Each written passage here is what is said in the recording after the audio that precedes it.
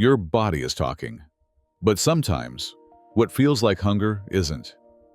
Here's how to tell the difference between real hunger and emotional hunger, by understanding what each one actually is. Most people think all hunger is the same, that every time you feel hungry, it means the same thing. But it doesn't. Hunger can feel identical, whether it's coming from your body or your emotions, but the source is completely different. Real hunger is a physiological signal. Emotional hunger is a psychological pattern. And once you understand the difference, everything changes. So let's break down what's actually happening. Real hunger has a hormone behind it. Ghrelin. Ghrelin is produced in your stomach and rises on a schedule, based on when you typically eat. It tells your hypothalamus that your body needs fuel. When ghrelin goes up, you start to feel hunger building. Gradually, over an hour or two, your stomach might start to feel empty. You might notice a gentle rumbling. Your energy dips slightly. Your focus starts to waver.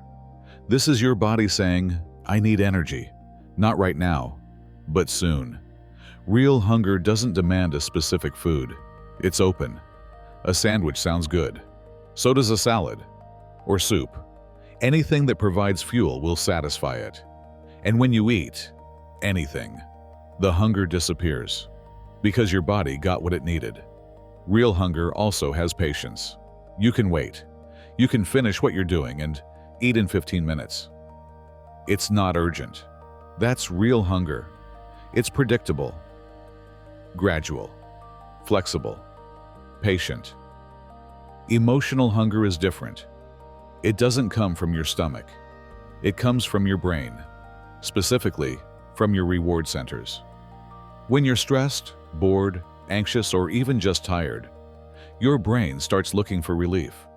And one of the fastest ways to get relief is through food, especially foods that are high in sugar or fat. These foods trigger dopamine release. Dopamine is a neurotransmitter tied to reward and motivation. When it spikes, you feel better, temporarily. Your brain learns this pattern. Stress happens, sugar helps. Next time you're stressed, your brain suggests sugar again. This is emotional hunger. And it doesn't behave like real hunger at all. Emotional hunger appears suddenly. 1 minute you're fine. The next, you need something sweet. Right now. It's specific. Not just any food. Chocolate, ice cream, chips. Something hyper-palatable, and it feels urgent. You can't wait. You need it now. But here's the thing. When you eat, emotional hunger doesn't really go away. At least not for long. You might feel better for a few minutes, but then the feeling comes back. Because the food didn't solve the problem. The emotion is still there.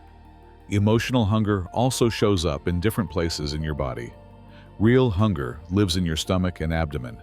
You feel it there. Emotional hunger tends to show up in your head, your chest, your throat.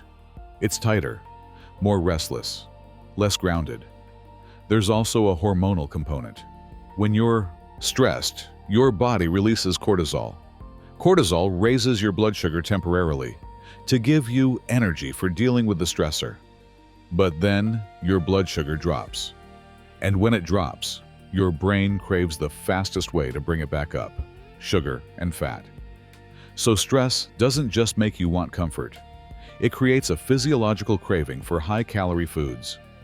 This is why emotional hunger and real hunger can feel so similar. Both can create strong cravings. Both can feel urgent, but they're asking for different things. Now, here's where intermittent fasting comes in. When you're doing intermittent fasting, whether it's 16 to 8, 18 to 6, or OMAD, you learn to distinguish these signals fast. Because during your fasting window, real hunger shows up predictably, around the same time each day. It builds gradually, and you can write it out. Research suggests that ghrelin tends to peak at your usual meal times, even if you don't eat. But if you wait, it drops again. The hunger passes. Emotional bonheur. Hunger doesn't work like that. It appears randomly. When you're bored at 3 p.m., when you're anxious before bed, when you're stressed after a meeting. And it doesn't go away just because you wait. It cycles. It lingers. Until you address the emotion behind it. People who practice OMAD, one meal a day, often report developing acute hunger awareness. When you only eat once, there's no room for confusion. You know what real hunger feels like, and you know what emotional hunger feels like. The longer your fasting window, the clearer the distinction becomes. So what does this mean for you? Your body speaks one language. Your emotions speak another. Learn to hear both. Real hunger is your body asking for fuel. It's patient, flexible, satisfied by almost anything. Emotional hunger is your brain asking for relief. It's urgent, specific, satisfied only by certain foods, and even then, only temporarily. Neither is wrong, but knowing which is which changes everything. You're not fighting yourself anymore. You're understanding what your body and mind are actually asking for. But when emotional hunger becomes the pattern, when it's not just occasional but constant, something deeper is happening. Your metabolism is adapting, and not in the way you think. That's next.